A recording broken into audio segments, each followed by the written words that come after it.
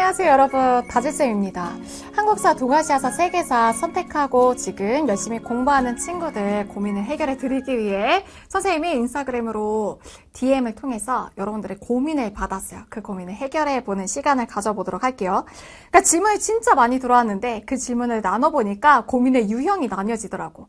고민의 유형 첫 번째는 아직 개념도 시작 안 한 친구들입니다.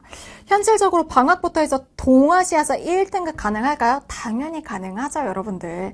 최근에 쌍사를 시작했는데요. 어떻게 가장 효율적으로 공부할 수 있을지 조언을 부탁한다. 선생님, 세계사 수능 1등급이 빠르냐, 동아시아사 수능 1등급이 빠른가 라고 하는데 선생님 먼저 이거부터 답변을 해보도록 할게.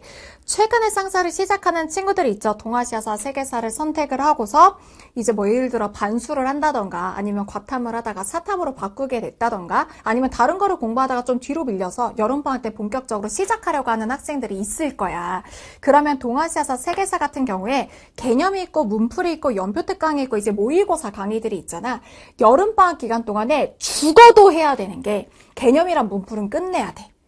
개념이랑 문풀을 2달 안에 끝낼 수 있는 방법이 있는데 일주일에 2번을 듣는 거예요.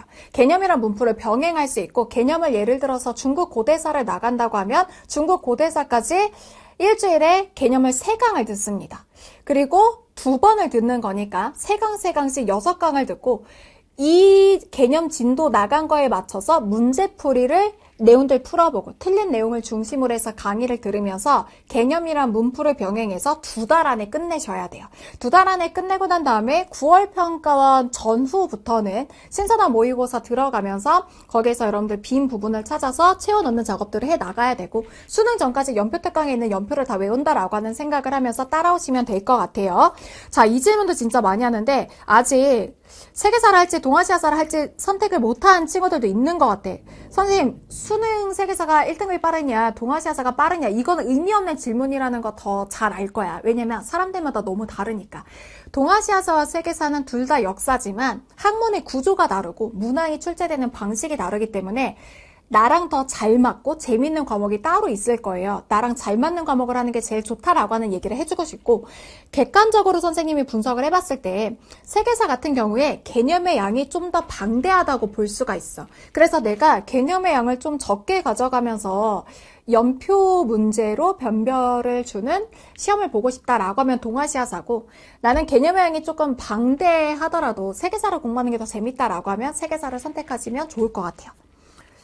그래서 수능 역사의 커리큘럼이 이렇게 되는데 다시 한번 얘기를 하지만 개념도 공부를 안 한 친구 같은 경우에는 개념부터 문제풀이까지를 여름방학 때 자, 연표 특강을 수능 전까지 가져가고 그리고 9월 평가부터 수능 전까지를 모의고사를 돌리시면 됩니다.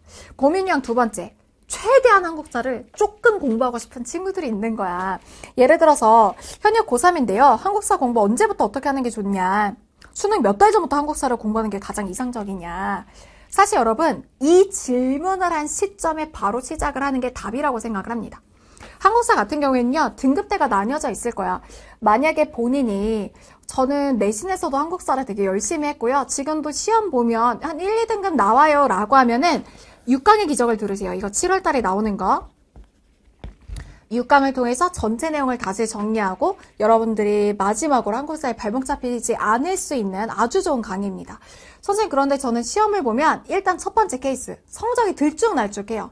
뭐 어떤 때는 2등급도 나오는데 어떤 때 4등급도 나오고 성적이 조금 들쭉날쭉하다던가 혹은 내신 때 한국사가 거의 기억이 나지 않는다던가 노베이스에 가깝다라던가 하면 6강의 기적보다는 20강의 기적을 권합니다. 안정적으로 가져가는 게 좋고 여러분들 해마다 1등급의 비율 자체가 굉장히 천차만별로 뛰게 되거든. 그러니까 시험이 조금만 어렵게 나와도 막 이렇게 우수수 탈락하는 친구들이 있기 때문에 내가 완전 노베이스에 성적이 되게 불안하다라고 하면 20강의 기적을 들으시는 걸 권합니다. 고민 유형 세 번째. 선생님, 지금 개념만 끝냈는데 이제 뭐 해야 돼요? 라고 하는 친구들이 있거든. 한국사에서 20강의 기적을 듣고 만년 5에서 6모를 만점을 받았대. 복습만으로 이게 유지가 될까? 문풀을 해야 될까? 라고 하는데 문풀은 안 하셔도 되고요. 라디오북으로 가볍게 복습하고 수능 직전에 6강의 기적 한번 몰아 듣는 것만으로 선생님은 거의 만점 받을 거라고 확신합니다. 세계사로 선택 과목 바꾼 현역 고3인데 설레는 개념 완성 강의 막 끝냈어요. 문제풀이 강의 어떻게 들어야 좋을까요? 자, 문풀 강의는요. 여름방학 기간 동안에 문풀에만 집중을 할 수 있다면 문풀은 상관과 하관으로 나뉘어져 있어. 상관은 난이도 하에 해당되는 문제들, 그리고 하관 같은 경우에는 난이도 중상 이상이 포진되어 있거든. 상관 같은 경우에는 여러분들이 복습용으로 스스로 자습하면서 풀어보고요. 하관 같은 경우에는 선생님이랑 진도를 나가는 부분이니까 여기는 조금 신경 써서 꼼꼼하게 개념을 일단 라디오북으로 복습을 하고, 라디오북 10분밖에 안 하잖아. 그러고 난 다음에 거기에 해당되는 문풀을 풀어보고 난 다음에 예습, 그런 다음에 강의를 들으세요. 이렇게 36강 가져가서 문제풀이를 방학기간 동안에 깔끔하게 끝내시면 가장 안정적인 상태가 될 거예요. 연표 특강 병행하면서 연표 외우는 거 당연히 하셔야 되고요. 고민형 네 번째, 기출까지 끝내서 뭘 해야 될지 모르겠다라고 하는 친구들이 있거든. 그럼 모의고사 가셔야죠. 선생님, 모의고사가 신선한 모고가 있고 파이널이 있어. 신선한 모의고사는 회차가 막 17회차 이래요. 파이널이 있는데, 신선한 모의고사 같은 경우에 9월 평가원 전까지 선생님 생각에 일주일에 1회차 혹은 2회차 정도를 풀어보면서 따라가면서 자기가 빈 부분이 있을 거야. 그 빈 부분을 채워 넣는 점검용으로 풀어보시면 좋을 것 같고요.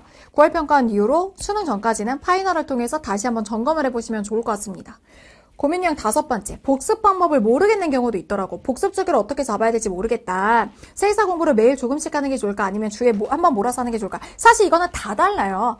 내가 매일매일 자주 보는 게 좋은 친구들이 있고 한 번에 몰아서 하는 게 좋은 친구들이 있기 때문에 그거는 본인을 가장 잘 아는 전문가인 본인이 판단을 하는 게 좋지만, 선생님이 강조하고 싶은 건 누적 복습이야.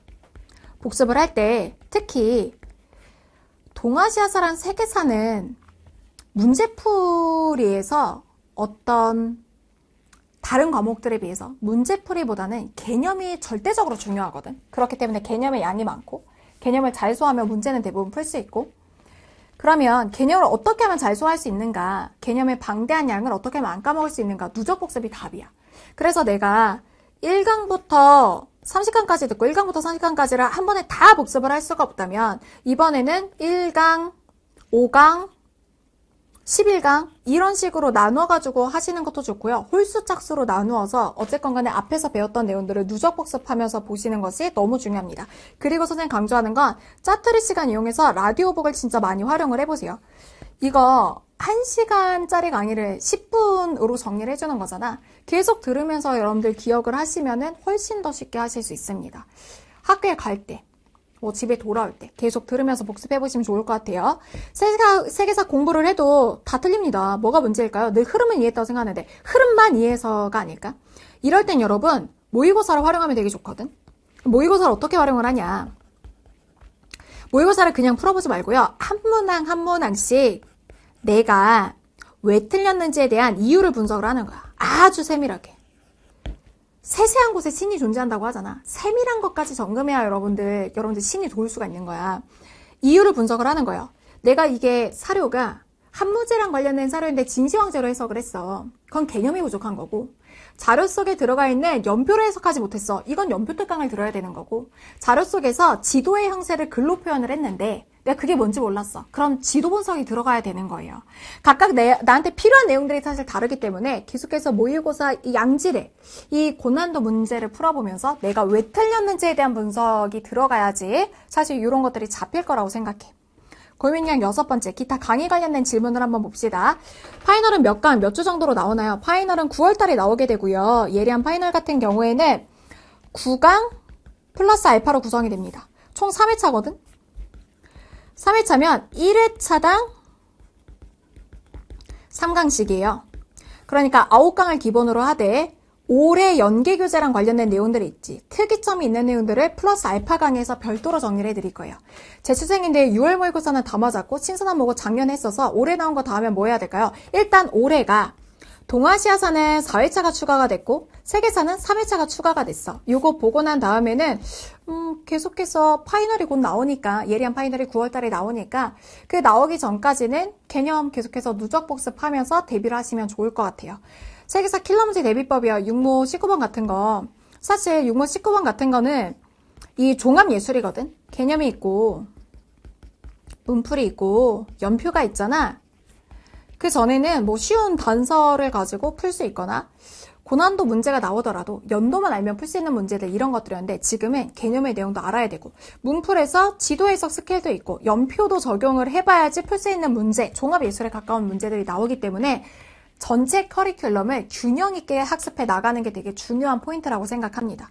세계사 모의고사 보면 고정 1등급이 안 나와요. 수능이 얼마 안 남았는데 어떻게 보완해야 안정적 1등급이 될까요? 고정 1등급이 나오려면 이거 다시 한번 강조하지만 모의고사를 활용하셔야 돼요. 모의고사는 내 약점을 보려고 하는 거거든. 내 약점을 분석해서 그 약점에 해당되는 커리큘럼으로 다시 돌아가서 완벽하게 빈틈을 채우는 연습들을 하셔야 되고요.